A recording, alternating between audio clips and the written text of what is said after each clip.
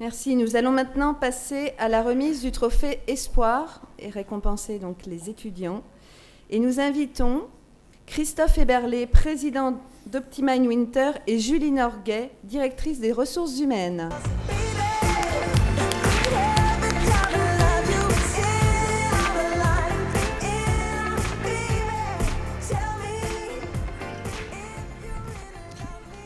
Alors les trophées Espoir de l'assurance, une histoire co-construite avec nos amis d'Optimine de Winter. Juste pour rappel, un jury composé de professionnels que nous remercions, des étudiants qui présentent un projet innovant, une soutenance orale qui a eu lieu le 12 septembre 2014. Mais avant de présenter le résultat, Christophe, avez-vous quelques mots pour rappeler, si besoin était, qui est Optimine Winter et nous présenter surtout votre actualité? Avec plaisir, merci Jean-Luc. Effectivement, très, très heureux, bonsoir à tous. Très heureux de pouvoir être une année supplémentaire encore à vos côtés pour ce trophée auquel on tient beaucoup. L'avantage que j'ai en passant un petit peu après les autres, c'est d'avoir un premier rapport d'étonnement sur la soirée. Je m'autorise à le faire. On a ce soir des acteurs extrêmement innovants, très dynamiques, et ça c'est un plaisir de le constater. Pour certains, on œuvre avec eux, pour d'autres, ils œuvrent tout seuls ou avec d'autres. Et je remarque que quand l'assureur en fait, intègre le tissu économique et social des Français, des concitoyens à travers leurs produits, je crois qu'on a là une formidable occasion en fait, d'améliorer l'image de notre métier et des professionnels que nous sommes par rapport à l'image de marque dont souvent on manque un peu. Voilà. Ce qui concerne Optimine Winter, je vous l'ai présenté l'année dernière, peut-être même l'année d'avant, donc je vais être assez rapide et pas vous embêter avec ça. Nous sommes des professionnels en gestion du risque, en accompagnement dans les processus de transformation actuels, avec l'actuariat conseil, évidemment à destination du clientèle institutionnel, mais aussi pour les grandes entreprises, les branches, on en parle beaucoup en ce moment.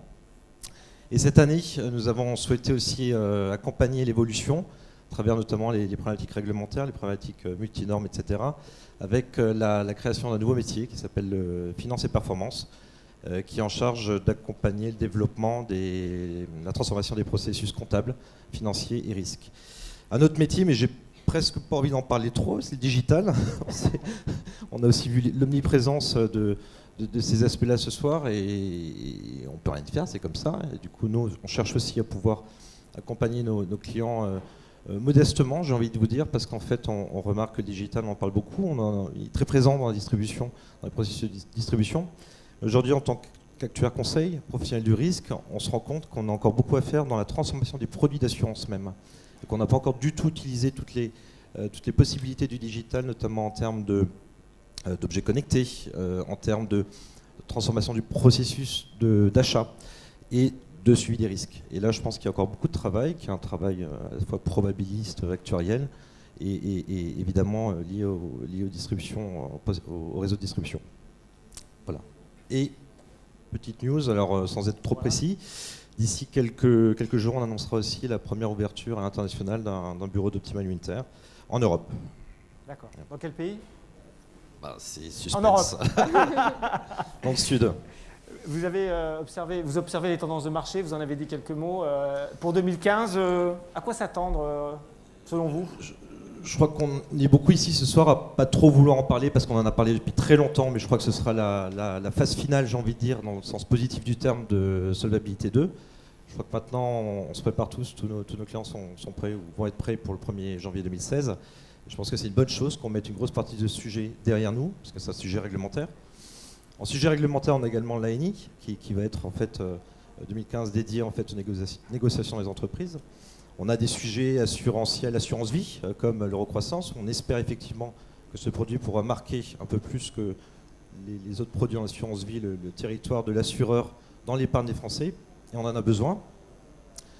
Et les objets connectés, le digital, j'espère qu'on aura une réelle transformation de l'approche produit, au-delà des aspects qu'on a pu voir ce soir, qu'on va pouvoir aujourd'hui transformer les produits et passer en fait à une vision plus produit et moins réglementaire. C'est-à-dire que les produits puissent s'adapter au contexte économique et réglementaire du moment, mais vraiment pas une transformation de l'offre et plus forcément des processus. Merci Julie, on va passer au trophée des espoirs. Vous avez permis encore cette année à des groupes d'étudiants d'exprimer leur créativité. Est-ce que vous pouvez nous en dire quelques mots? Bon, l'idée, c'est pas de représenter, encore une fois, puisque ça fait donc la 3e année consécutive que nous donnons la parole aux étudiants.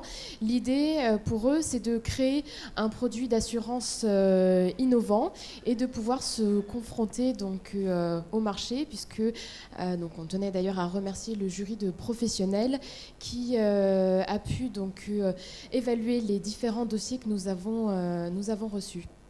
Alors, il est temps, je crois, de passer désormais aux résultats. Vous pouvez nous les annoncer ? Oui, alors du coup, nous avons le plaisir ce soir de remettre le trophée des espoirs de l'assurance donc à Julie Lavenue et Aude Le Gall, donc pour le produit partage. Voilà. On les accueille. Bravo. Félicitations.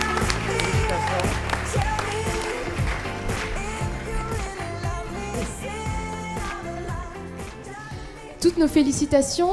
Alors, qu'est-ce que vous pouvez nous dire sur ce produit ? Alors, le produit partage est en fait une option. Enfin, on a pensé à une option pour un produit de dépendance ou un produit de prévoyance qui pourrait assurer les personnes âgées contre l'isolement social, contre le risque d'isolement social, donc un risque grandissant.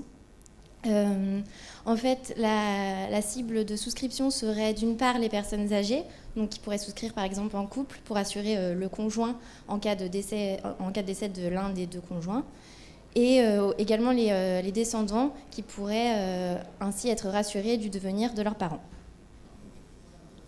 Voilà, donc... Peut-être juste une petite question. Qu'est-ce que vous avez pensé du coup des trophées et qu'est-ce que vous a apporté votre participation ? Je vous remets aussi également le trophée. Ce que ça nous a apporté, c'est super enrichissant pour nous, parce qu'on a vraiment fait une recherche des produits qui sont faits sur le marché actuellement. Pour pouvoir innover, il faut forcément chercher ce qui est fait actuellement. Et ça a permis de réfléchir sur la conception d'un produit de A à Z. Donc c'était vraiment très enrichissant. On remercie aussi le jury qui a fait la soutenance et nous de permettre aussi aux étudiants de pouvoir participer à cet événement. Voilà, merci. Bravo.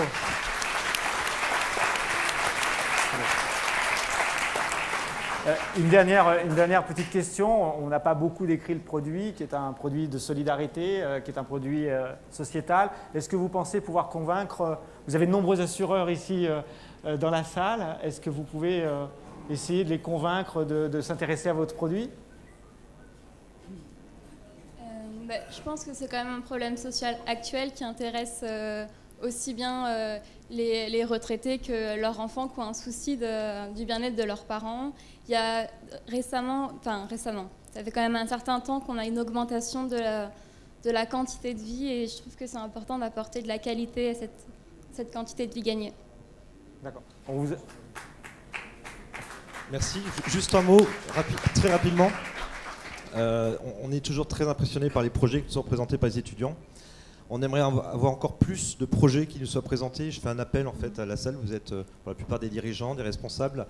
Et si vous pouvez, vous avez des stagiaires. Et si, par exemple l'année prochaine, vous pouvez motiver vos stagiaires pour travailler autour d'un projet, c'est aussi enrichissant pour les stagiaires que pour l'entreprise ou les services dans lesquels ils travaillent. Ça permet vraiment en fait de réfléchir, de brainstormer, sans pour autant perdre en fait un avantage concurrentiel particulier sur certains projets. Audrey, en plus, nous a fait l'amitié de... Aude, pardon, nous a fait l'amitié de nous rejoindre. Donc en plus, on est à deux égards très contents. Merci beaucoup. Merci, bravo. Félicitations. La photo.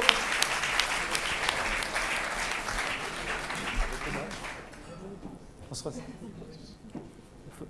Voilà, il faut tourner le trophée. Bravo. Félicitations. Si vous pouvez le faire. Merci beaucoup.